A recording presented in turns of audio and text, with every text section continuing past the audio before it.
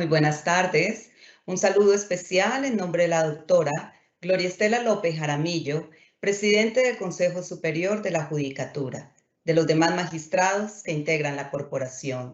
De igual forma, un saludo muy especial en nombre de la doctora Claudia Julieta Vega Vaca, directora encargada de la Escuela Judicial Rodrigo Lara Bonilla.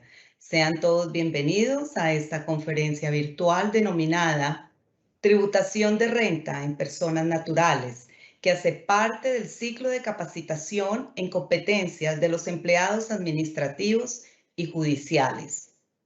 La cultura tributaria radica en los deberes y obligaciones respecto de los impuestos que se reconocen a favor de la Dirección de Impuestos y Aduanas Nacionales, DIAN, pero ante todo, en el compromiso solidario que tenemos los contribuyentes de coadyuvar la misión que tiene el Estado como garante de la seguridad fiscal y del orden económico nacional. Esto en procura de la realización de los derechos fundamentales, sociales, económicos y culturales de quienes vivimos en la sociedad colombiana. La conferencia de hoy tiene como propósito abordar el tema de la tributación de renta, enfocada a explicar el sistema cedular que adoptó la legislación tributaria para liquidar el impuesto sobre la renta de las personas naturales, así como las reglas de depuración de las rentas laborales y de liquidación del impuesto propiamente dicho.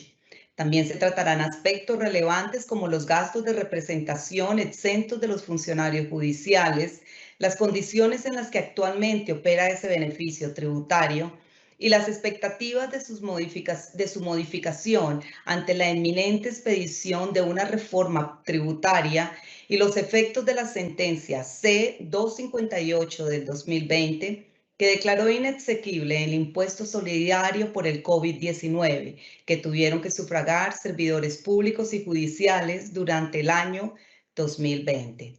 En esta oportunidad tenemos el gusto de contar con la doctora Grety Patricia López Albán, abogada, magíster en Derecho con énfasis en tributación de la Universidad Externado y en Ciberderecho de la Universidad Católica de Murcia en España, especialista en Derecho Público. Ha sido magistrada auxiliar en la sección de Asuntos Tributarios del Consejo de Estado, juez administrativo para asuntos tributarios en Bogotá y asistente en la Comisión de Asuntos Económicos de la Cámara de Representantes. Actualmente se desempeña como docente universitaria, consultora externa en asuntos de derecho administrativo, tributario, aduanero y de comercio exterior. Tan pronto finalice la exposición, nuestra conferencista invitada el día de hoy dará respuesta a las preguntas que se formulen a través del chat de participación. Las inquietudes técnicas que resulten sobre conexión, registro y evaluación de esta actividad serán atendidas con muchísimo gusto por servidores de la Escuela Judicial. Doctora Grety Patricia López, es un gusto tenerla hoy con nosotros. Bienvenida, tiene el uso de la palabra. Gracias, Mónica. Muy buenas tardes y muchas gracias, doctora Claudia Julieta Vega Vaca, directora encargada de la Escuela Judicial. Un saludo extensivo a la doctora Gloria Estela López Jaramillo, presidente del Consejo Superior, y a todos los servidoras y servidores judiciales y demás personas que se han conectado a esta conferencia virtual. Agradezco sobremanera que se haya escogido este tema de la tributación del impuesto de renta de las personas naturales como parte del ciclo de formación de las competencias de empleados administrativos y judiciales. Desde el año 2012, por razones de política fiscal, el Estado colombiano ha tomado medidas legales para que se amplíe el número de personas naturales obligadas a declarar el impuesto sobre la renta. De hecho, las misiones de expertos que se han nombrado para orientar las reformas tributarias estructurales para Colombia han recomendado insistentemente en que se incremente esa base de contribuyentes y con mayor razón a partir de que nuestro país entró a formar parte de la OCDE a principios del año pasado.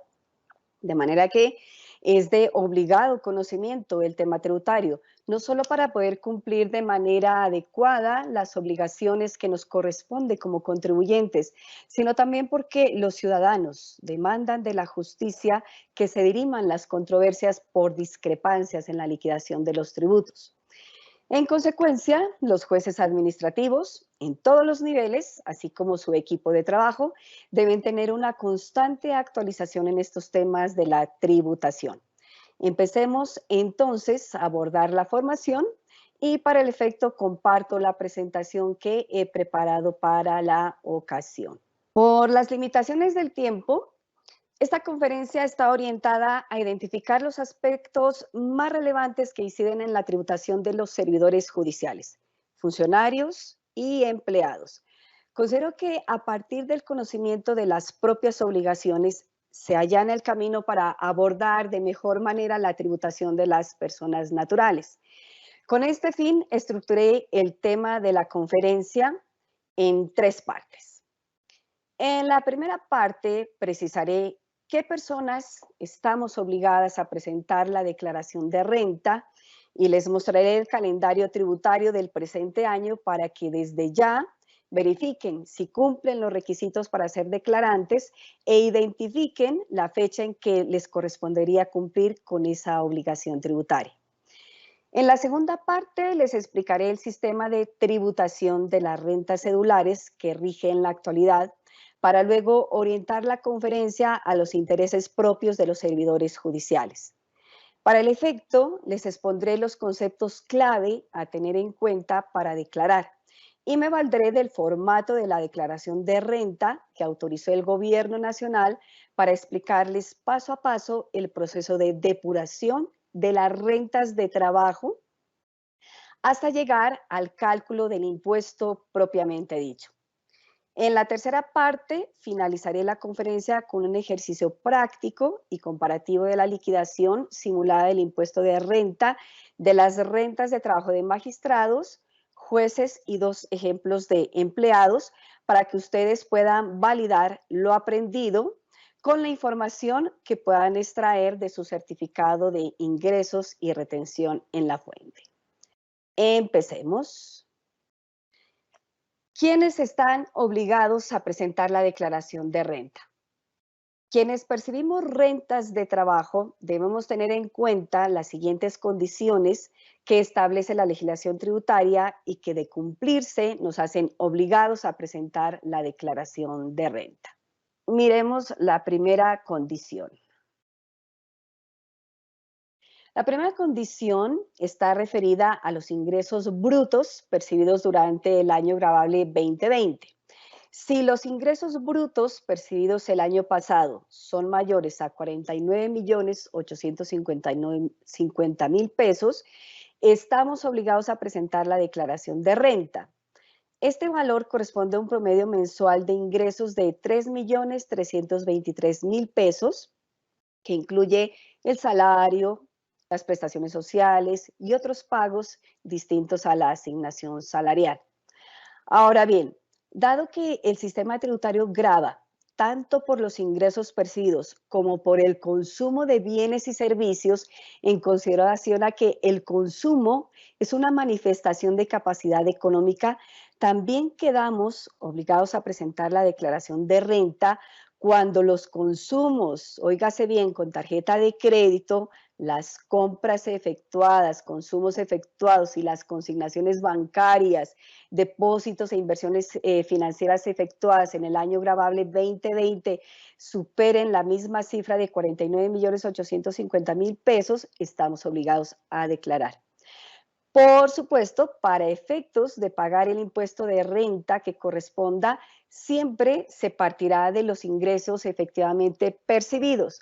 Pero es importante tener presente que la DIAN ejerce el control de los obligados a declarar renta mediante la verificación de los consumos que también efectúan las personas naturales. Y es por eso que recomiendo que se preste especial atención a las certificaciones bancarias que reportan las entidades financieras a la DIAN, porque es de esas certificaciones de donde se extrae la información que sirve para verificar si se cumple la cuantía anteriormente señalada. La segunda condición. La segunda condición está referida al patrimonio acumulado al 31 de diciembre del año gravable 2020. Si tal patrimonio es superior a 160.232.000 pesos, también estamos obligados a declarar. Es importante advertir que basta que se cumpla cualquiera de estas dos condiciones para ser declarante del impuesto de renta. La normativa tributaria también prevé que los responsables del impuesto sobre las rentas son obligados a presentar la declaración de renta independientemente de que se cumplan estas condiciones. Pero esta condición de ser declarante del impuesto de ventas no le concierne a quienes ostentan cargos en la rama judicial, habida cuenta de la restricción que tienen para ejercer la actividad mercantil de manera simultánea con el servicio judicial, tal como lo prevé la Ley Estatutaria de Administración de Justicia. Muy bien. Y como muy probablemente ya tienen claro qué ingresos percibieron el año pasado, y conocen el avalúo de sus respectivos patrimonios y que por ende ya podrían saber si están obligados a presentar la declaración de renta, por favor, miren el calendario tributario para que identifiquen los dos últimos dígitos de su número de identificación tributaria, que son los que aparecen encima de los números grandes. Esta es la fecha en que les corresponde declarar y el mes correspondiente. El NID, que es el que ustedes tienen que identificar, generalmente corresponde al número de la cédula, sin el correspondiente número de dígito de verificación que asigna la DIAN. Por eso, para mayor certeza, sugiero identificar el NID en el Registro Único de Identificación Tributaria RUT. Visto este calendario tributario, pasemos a ver el sistema cedular de tributación del impuesto de renta de las personas naturales. Para el efecto, conviene aclarar qué es un sistema cedular de tributación. Pues bien, un sistema cedular de tributación es aquel que separa el tratamiento de los ingresos en función de las diversas rentas que se derivan de las actividades y bienes que las producen. Las cédulas, en consecuencia, son categorías o tipos de renta. Esta separación de las rentas en cédulas se hace con el fin de establecer reglas especiales de depuración para cada cédula, así como para asignar tarifas diferenciales del impuesto mismo. Normalmente, las rentas en los sistemas de tributación cedular están asociadas de una parte a la fuente productora de renta, como por ejemplo las rentas de trabajo, las rentas que devienen del comercio, las rentas que devienen de los servicios, etc. Y de otra parte están asociadas con las ganancias derivadas del capital, los activos fijos que vamos acumulando. En ese contexto, miremos entonces cómo está estructurado el sistema cedular del impuesto de renta a las personas naturales en la legislación tributaria nacional. Como pueden apreciar, el sistema cedular se divide en tres cédulas: la general, la de pensiones y la de dividendos y participaciones. Adicionalmente, la cédula general se divide en tres tipos de renta: las rentas de trabajo, las rentas de capital y las rentas no laborales. En esta conferencia nos vamos a enfocar exclusivamente en las rentas de trabajo. Pero antes, para tener clara la diferencia entre cada una de estas diferentes rentas, veamos qué fuentes de ingresos componen cada una. Las rentas de trabajo incluyen salarios, comisiones, honorarios, viáticos, gastos de representación, prestaciones sociales, rubros estos que ustedes identifican en sus certificados de nómina. Los emolumentos eclesiásticos y las compensaciones son para otro tipo de personas naturales. Las rentas de capital. En las rentas de capital están los intereses, los rendimientos financieros, los arrendamientos, las regalías y la explotación de la propiedad intelectual. En las rentas no laborales están incluidas las rentas que perciben, por ejemplo, los comerciantes que venden bienes o inmuebles y que no hayan elegido regirse por el régimen simple de tributación. También pueden estar incluidas las donaciones de campañas políticas, las recompensas y otros conceptos que no se ubiquen ni en las rentas laborales ni en las rentas de capital. Conozcamos entonces el formato de la declaración de renta para identificar cómo están organizadas las células anteriormente vistas. El formato que diseñó la DIAN se identifica con el número 210 que titula Declaración de Renta y Complementario, Personas Naturales y Asimiladas, Residentes y Sucesiones Ilíquidas de Causantes Residentes. Miremos un formato más amplio. Aquí tenemos a partir de las casillas 32 a 90, como pueden apreciar, está organizada la cédula general, conformada por los tres tipos de rentas, las rentas de trabajo, las rentas de capital y las rentas no laborales. En esta formación, insisto, me dedicaré a explicar la columna 1, que corresponde a las rentas de trabajo. Si bien esta columna 2 también está destinada a las rentas laborales, ¿sí? Esta columna se diseñó para aquellas personas que perciben honorarios y optan por declarar costos y gastos en vez de la exención del 25% por rentas laborales, que es la que normalmente invocan los asalariados.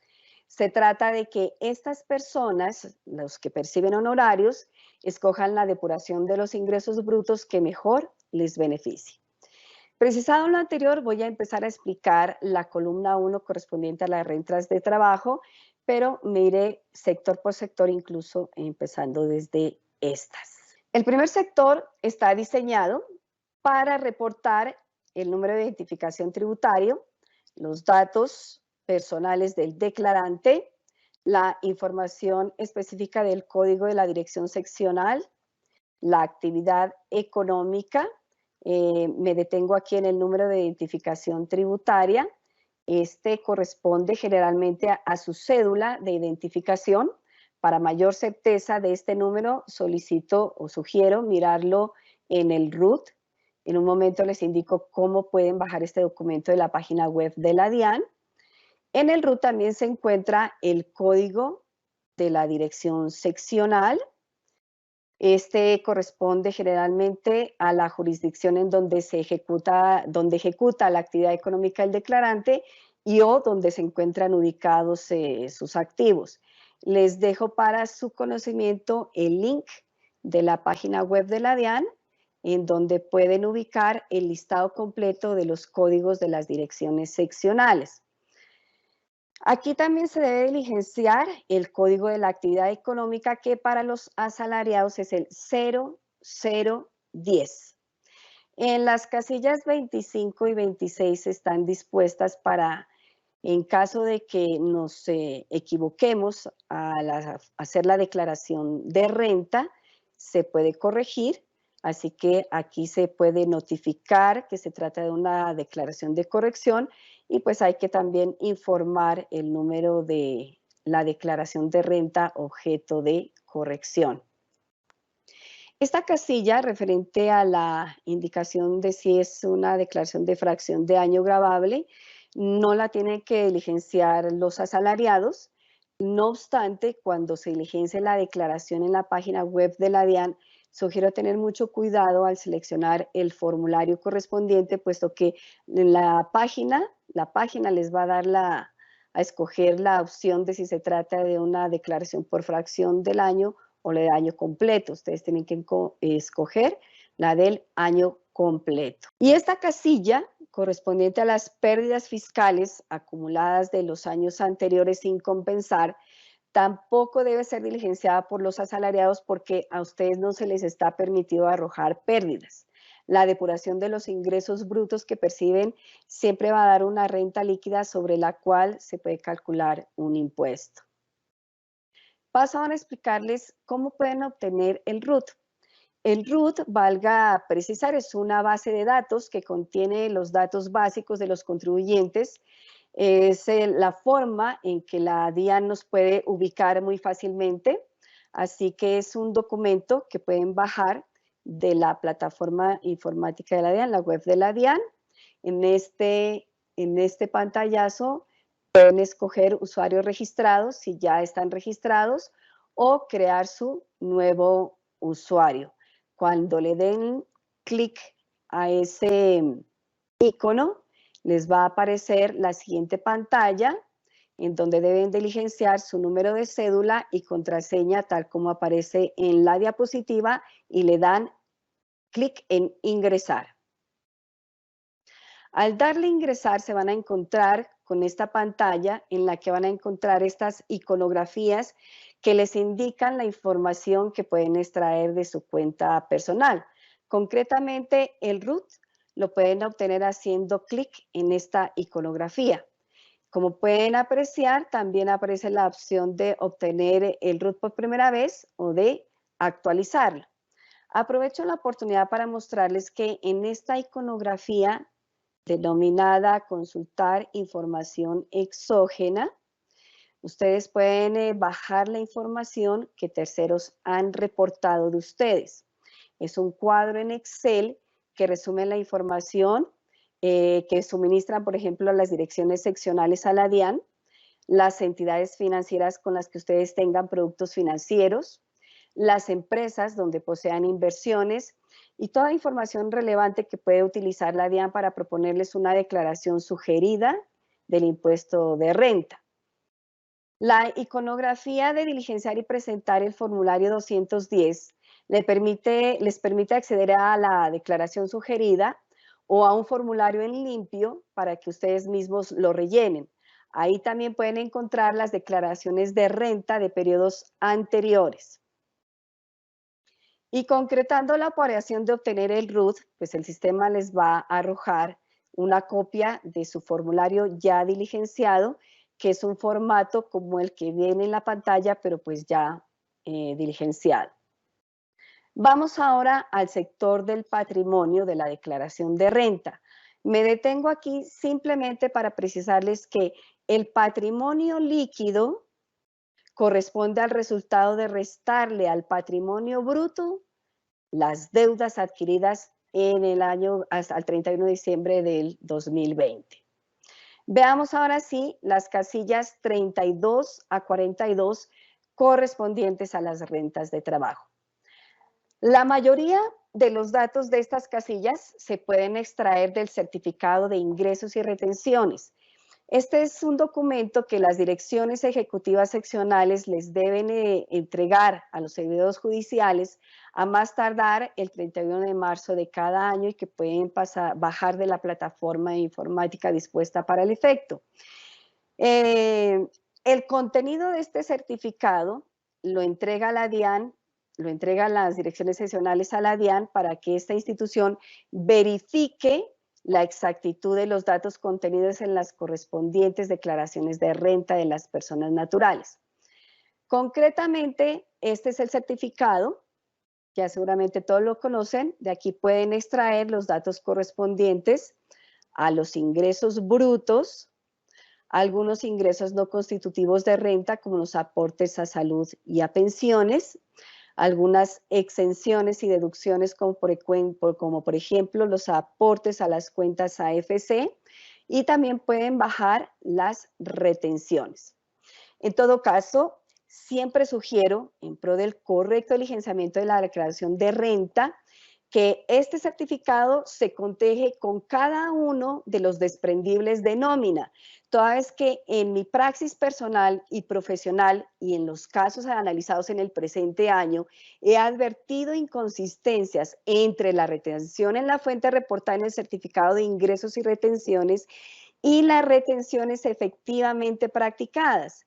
Estas inconsistencias pueden dar lugar a que se pague más de lo que corresponde por impuestos o a que la DIAN formule liquidaciones oficiales e imponga sanciones, cosa que no queremos. Precisando lo anterior, empiezo por explicar la casilla 32 de la declaración de renta que corresponde a los ingresos brutos. Para el efecto, conviene precisar qué son los ingresos. Pues bien, los ingresos son aquellos susceptibles de producir un incremento neto del patrimonio en el momento de su percepción. ¿Y cuándo se entienden realizados? Se entienden realizados cuando efectivamente se reciben en dinero o en especie en forma que equivalga legalmente a un pago, o cuando el derecho a exigirlos se extinga por cualquier otro modo legal distinto al pago, como por ejemplo el caso de las compensaciones y de las confusiones. Luego encontramos la casilla 33, en la que se deben reportar los ingresos no constitutivos de renta, que para este año son 4. Los aportes obligatorios al Sistema Nacional de Salud, o sea, lo que se recauda para enviar a las EPS, los aportes obligatorios al sistema de pensiones, que son los que se recaudan para girar a Colpensiones, por ejemplo, los aportes voluntarios a fondos de pensiones obligatorias, como por ejemplo aquí Porvenir. Aquí también se pueden incluir las cotizaciones voluntarias al régimen de ahorro individual con solidaridad. Se puede llevar un máximo del 25% del ingreso laboral o hasta 2.500 VT, que en pesos equivale a 89.018.000 pesos. También son ingresos no constitutivos de renta los aportes, ojo, voluntarios que los asalariados hayan hecho del impuesto solidario por el COVID-19. Este aporte se refiere al impuesto solidario por el COVID que voluntariamente hayan decidido pagar los servidores públicos y las personas naturales vinculadas mediante contrato de prestación de servicios profesionales y de apoyo a la gestión pública, sin importar el monto de sus ingresos, tal como lo determinó la Corte Constitucional en sentencia C293 de 2020, que declaró parcialmente exequible en este punto el artículo 9 del decreto 568 de 2020. Lo declaró inexequible en cuanto dijo que todos podemos ser aportantes voluntarios del impuesto solidario, así que quien haya tenido el buen corazón para hacer este aporte puede llevarlo como ingreso no constitutivo de renta. Pasamos a la casilla 34 para ver entonces cómo se determina la renta líquida. Es una operación muy sencilla porque es una operación de restarle a los ingresos brutos los ingresos no constitutivos de renta y entonces nos da la renta líquida. Pasemos ahora a las casillas 35 y 36, en donde se consignan las rentas exentas de trabajo. La casilla 35 está destinada para reportar exclusivamente los abonos que se hagan en las cuentas de ahorro y fomento a la construcción AFC, los aportes voluntarios a fondos de pensiones FBP, los abonos a las cuentas de ahorro voluntario contractual del Fondo Nacional del Ahorro ADC. Se puede distribuir el excedente del ingreso, lo que ustedes quieran destinar, en cualquiera de estas tres opciones o en las tres, no hay restricción. La restricción que existe es que no se puede llevar más del 30% de los ingresos laborales brutos, pero aquí también pues hay que incluir los aportes a pensiones obligatorias para poder hacer ese cálculo del 30%. Y en todo caso, esta exención no puede superar 3.800 VT, que en pesos para el año grabable 2020 sería de 135.307.000 pesos.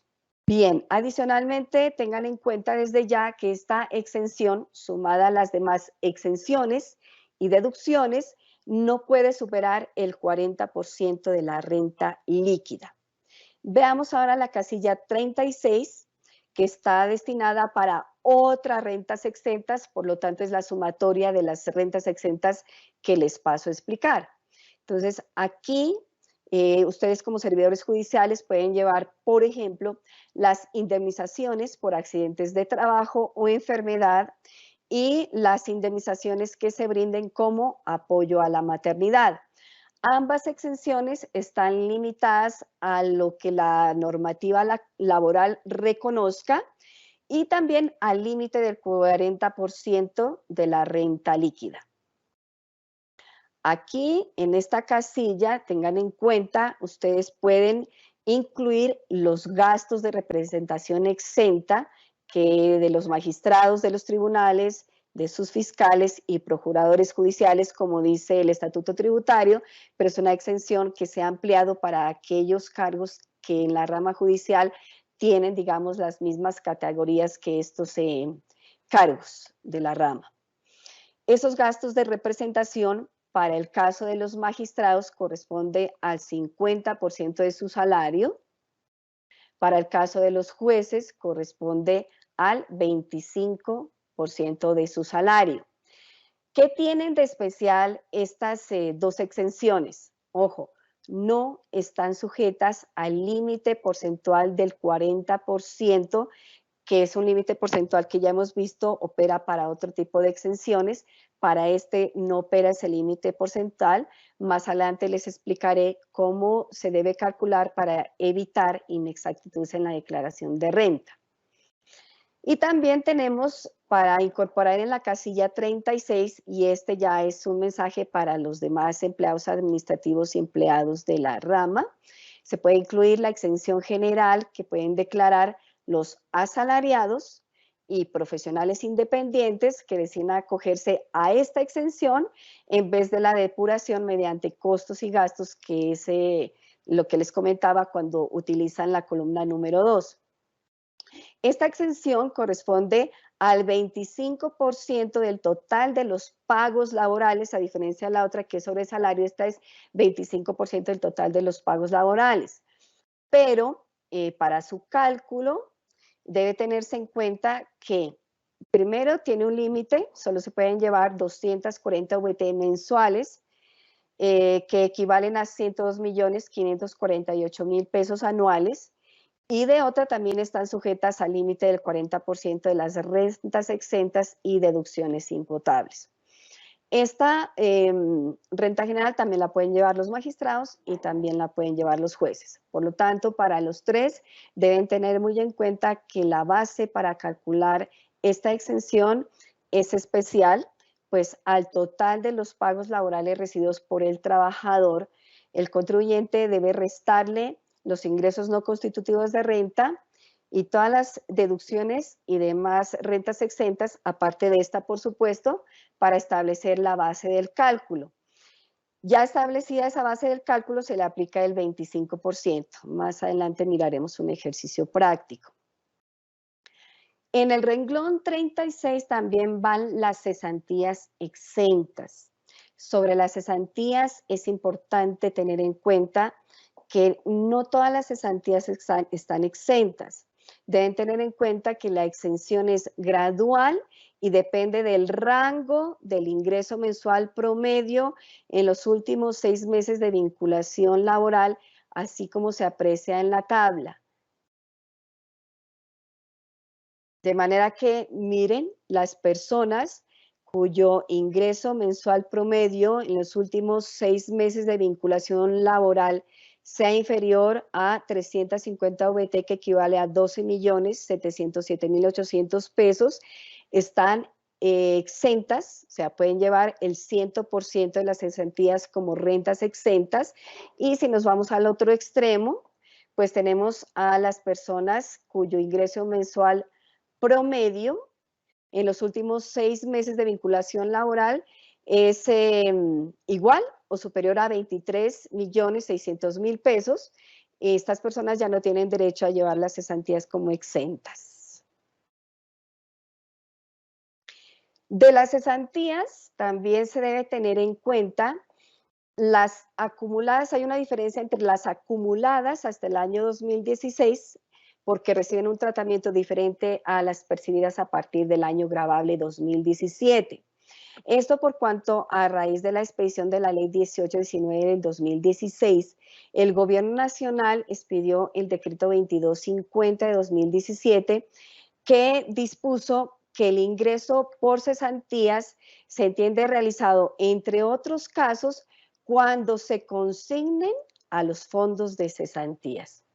Con anterioridad a este decreto, se había interpretado que el ingreso por cesantía se entendía realizado cuando se retiraba para educación, vivienda o por terminación del contrato de trabajo de la relación legal o reglamentaria. Es por esto que el decreto 2250 del 2017 fue demandado ante el Consejo de Estado. La sección cuarta, en sentencia del 18 de marzo del presente año, decidió anular parcialmente el decreto, pero lo dejó vivo en cuanto dispuso que el ingreso por cesantías e intereses se entiende realizado en el momento de consignación de las cesantías a los fondos.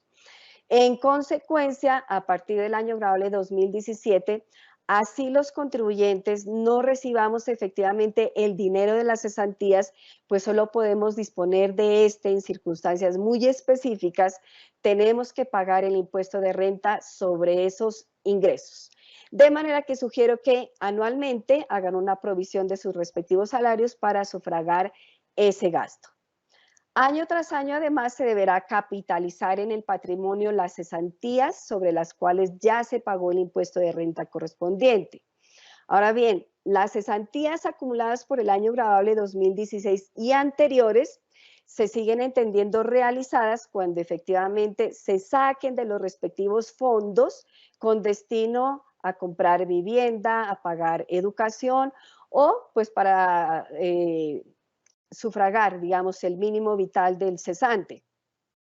Y por lo tanto, no forman parte del patrimonio del contribuyente. Lo que podría llegar a formar parte del patrimonio sería la vivienda que se adquiera, porque lo que es la educación y el mínimo vital terminan siendo gastos que se sufragan con el dinero de las cesantías retiradas.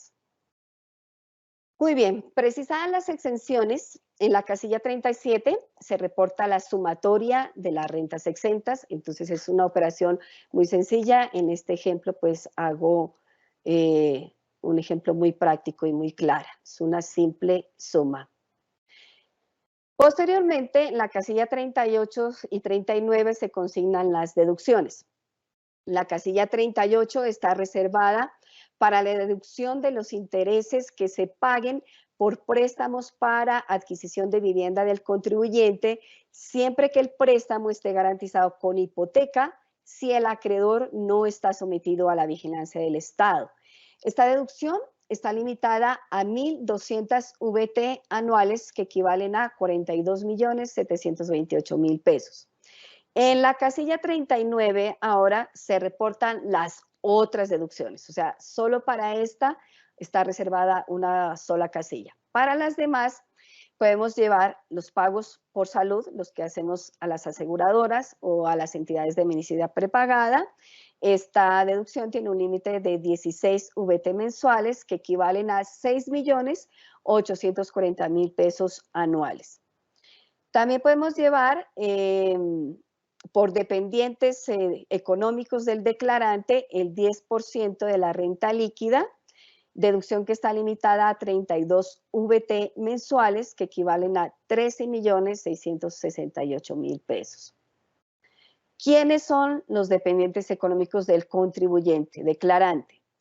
Los hijos del contribuyente que tengan hasta 18 años de edad, los hijos del contribuyente con edad entre 18 y 23 años que estén estudiando en instituciones formales de educación superior o programas técnicos de educación no formal, los hijos del contribuyente mayores de 18 años, dependientes por factores físicos o psicológicos que sean certificados por medicina legal. También son dependientes económicos el cónyuge o compañero permanente del contribuyente y o los padres y los hermanos del contribuyente que se encuentren en situación de dependencia.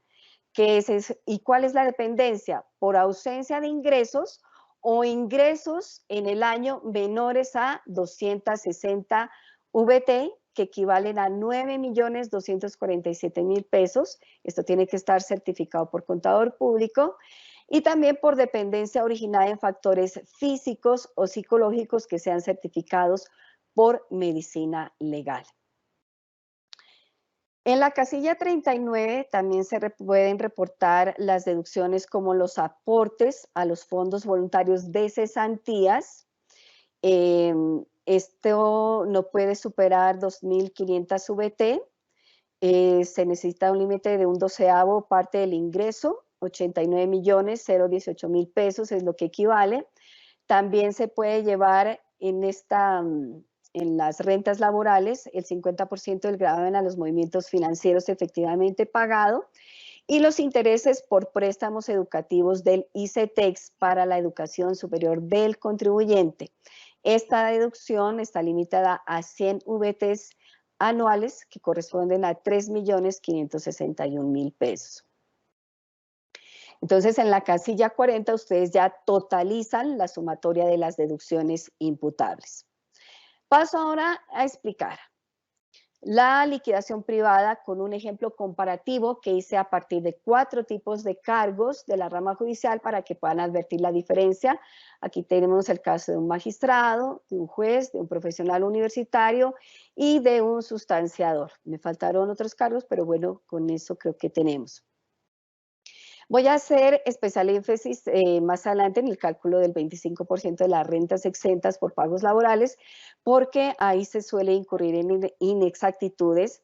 Y también haré énfasis en el cálculo del límite del 40% de las rentas exentas y deducciones imputables, porque como les precisé anteriormente, este límite opera de manera diferente para los funcionarios judiciales, magistrados y jueces. En esta primera diapositiva simplemente van a ver el cálculo de la renta líquida aquí en el renglón 34, que corresponde, recordemos, a los ingresos brutos, ¿sí? Menos los ingresos no constitutivos de renta, que para el caso de los 4 cargos no tiene ninguna diferencia, salvo la de los valores, y además que en el caso de los magistrados y en el caso de los jueces, pues están los gastos de representación.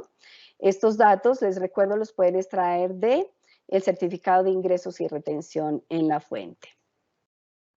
Luego pasamos a la casilla 37. En esta gráfica ustedes pueden apreciar las rentas exentas. En el renglón 36, aquí en rentas exentas del 25%, pues ya hice el cálculo de los pagos laborales, que paso a explicar luego de que tengamos todas las deducciones imputables y que se aprecian en el siguiente cuadro. En este último cuadro de deducciones imputables, pues hice un ejercicio simulado porque pues los valores no los tengo, los datos son hipotéticos, inventados, ¿sí? Los soportes de estos datos, si no están en el certificado de ingresos y retenciones, esos los consiguen de los soportes que les entreguen sus entidades de salud, las entidades bancarias, si tienen contador público, lo que le corresponde al contador, dependiendo de las deducciones que ustedes declaren. Bueno, al final de esta gráfica totalicé las rentas exentas y las deducciones imputables, pero ilimitadas, y ustedes pueden observar que ascienden a una suma importante en los 4 casos. Eso depende de una buena planeación de sus finanzas personales y de una buena planeación tributaria, más sin embargo, no se entusiasmen tanto, ese no es el valor que hipotéticamente podrían llevar, por cuanto, insisto, las exenciones y las deducciones imputables están limitadas, como pasaré a explicar. Miremos primero cómo se calcula la renta exenta del 25% por pagos laborales.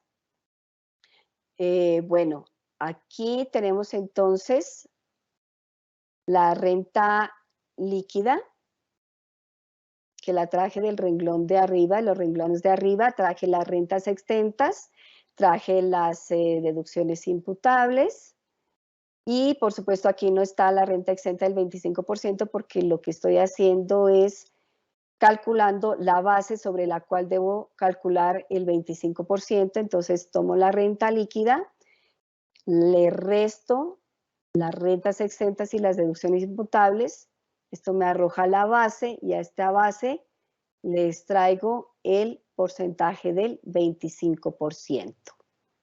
Bien, ese es el ejercicio. Y pues varía dependiendo de cada cargo.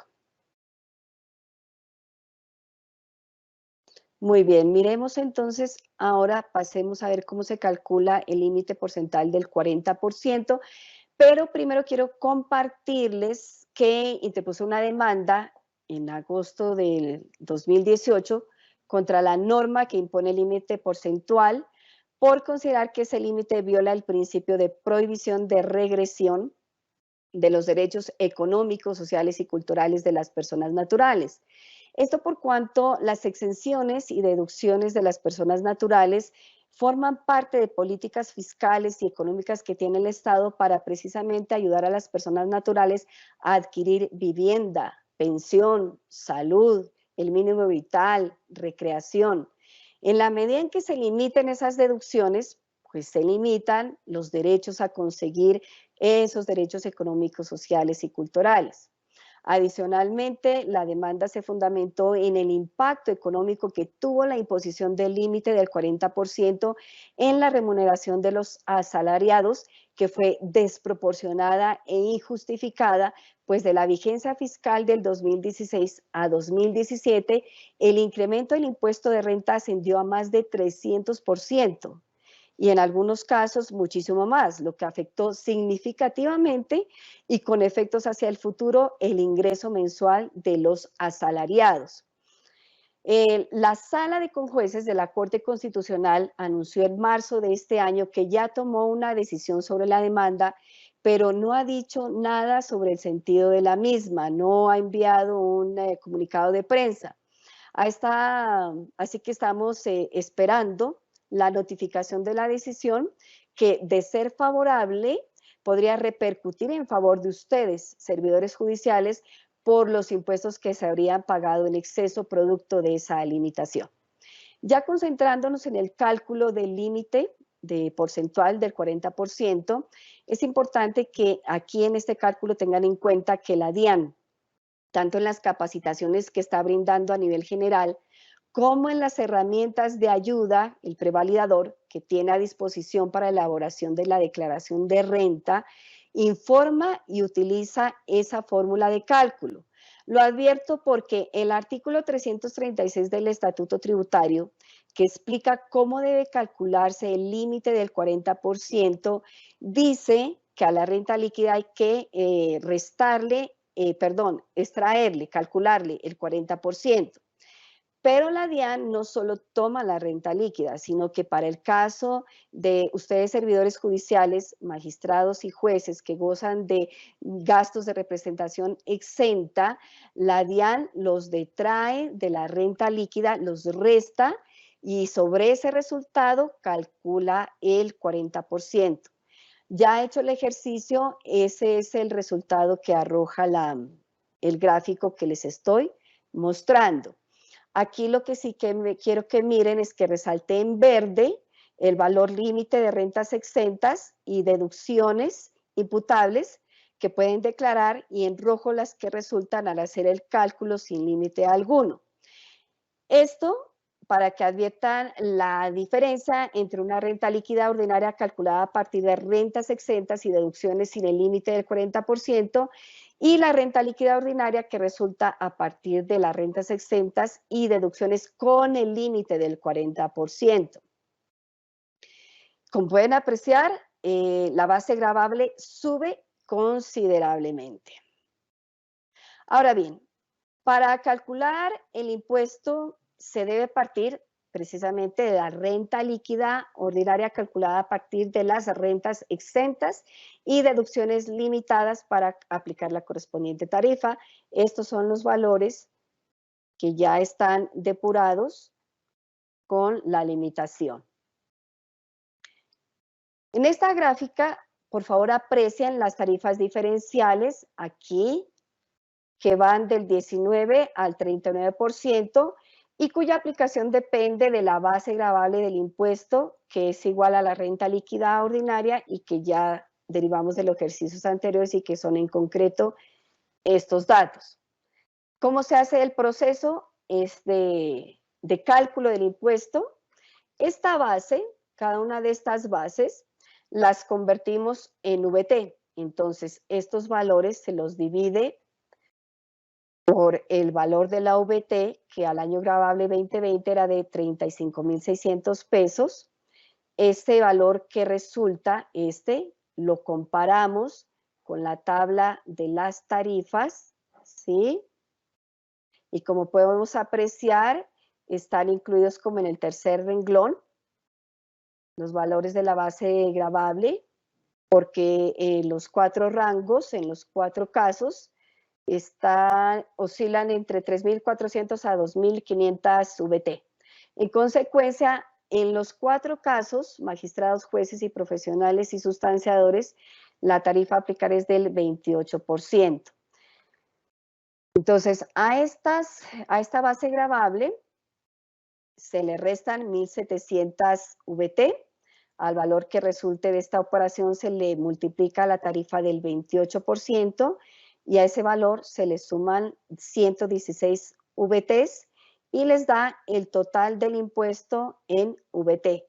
Para saber a cuánto equivale esto en pesos, simplemente se multiplica este total por la unidad de VT, por 35.607. Sin embargo, estos valores hay que restarle la retención en la fuente practicada tanto por el impuesto de renta como por el impuesto solidario COVID, dado que fue declarado inexequible por la Corte Constitucional y ordenó que los contribuyentes lo pudieran llevar como un anticipo del impuesto que les corresponde declarar en este año. En consecuencia, en este ejemplo hipotético, a los 4 cargos les saldría un saldo a favor. Así que me imagino que quedaron muy contentos. Como corolario de todo lo expuesto, considero que es importante el conocimiento del régimen del impuesto de renta a las personas naturales para efectos de hacer una buena planeación de nuestras finanzas personales y, por supuesto, de una adecuada planeación tributaria que nos permita orientar nuestro gasto en la consecución de derechos económicos, sociales y culturales, tales como la remuneración en condiciones dignas, la vivienda, la salud, la pensión, la educación y el mínimo vital. El conocimiento de este tema, además, mitiga el riesgo de cometer inconsistencias en las declaraciones de renta y, por lo tanto, previene futuros pleitos con las autoridades tributarias. Muchísimas gracias por su amable atención. Si hay alguna pregunta, Mónica, pues pasemos a ese. Muchísimas gracias, doctora, y vamos al fragmento de preguntas. La primera, el proyecto de reforma tributaria que fue presentado al Congreso de la República recientemente modifica los rangos para ser obligado a presentar la declaración de renta. No.